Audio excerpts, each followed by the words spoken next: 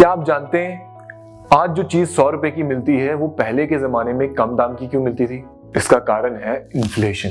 Inflation over time अपने पैसों की वैल्यू कम कर देता है, जिससे पैसों की परचेजिंग पावर भी कम हो जाती है। इसका मतलब ये हुआ कि 12 साल पहले जो चीज आपको 100 रुपए की मिलती थी वो ही आज 179 रुपीज की मिलेगी, मतलब ऑलमोस्ट डबल प्राइस। अगर आपके पास 2024 में 1 लाख रुपीज है तो 2044 में उसकी वैल्यू सिर्फ 31,180 रुपीज ही होगी। इन्फ्लेशन की वजह से इट इज वेरी क्रूशियल कि हम अपना मनी ऐसी जगह पार्क करें जहां पे उसकी वैल्यू भी प्रिजर्व हो और वो बढ़ भी सके। इसीलिए हमें अपने हार्ड अर्न मनी को इन्वेस्ट करना चाहिए। जब हम कोई भी इन्वेस्टमेंट प्रोडक्ट चूज करते हैं तो उसका रेट ऑफ रिटर्न जरूर देखते हैं। कई बार हम कम रिटर्न्स जैसे कि 6 to 7% में भी खुश हो जाते हैं, लेकिन क्या ये 6 to 7% रिटर्न्स एक्चुअली में वैल्यू ऐड करते हैं?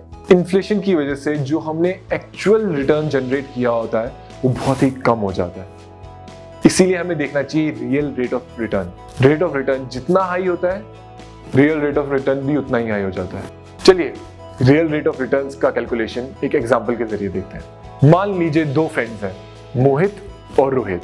मोहित ने एक ऐसा इन्वेस्टमेंट एसेट चूज किया जिसमें 7% रेट ऑफ रिटर्न मिलता है और रोहित ने चूज किया 12% रिटर्न जनरेट करने वाला एसेट।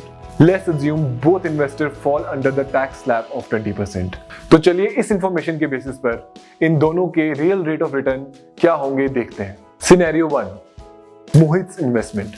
रियल रिटर्न कैलकुलेट करने के लिए सबसे पहले पोस्ट टैक्स रिटर्न कैलकुलेट करना पड़ता है। मोहित ने 7% रिटर्न जनरेट करने वाला एसेट चूज किया है, which mean his nominal rate of return is 7% and the investor falls under the tax slab of 20%. तो इसके अकॉर्डिंग इन्वेस्टर का पोस्ट टैक्स रिटर्न होगा 5.6%।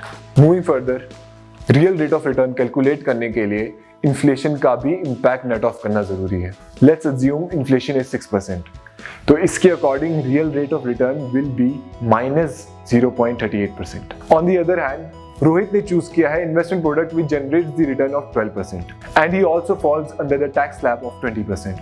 इसीलिए उसका पोस्ट टैक्स रिटर्न होगा 9.6% and on the basis of 6% inflation उसका real rate of return will be 3.4%। Mohit और रोहित की स्टोरी से हम ये ड्राइव कर सकते हैं that it is very important to choose the right product wisely to maximise investment returns. Moreover, through real rate of returns investors ज्यादा वाइज डिसीजंस ले सकते हैं। इन्फ्लेशन का इम्पैक्ट वेल्थ पे डिटरमाइन करने के लिए इन्वेस्टर्स को हमेशा रियल रेट ऑफ रिटर्न देखना चाहिए।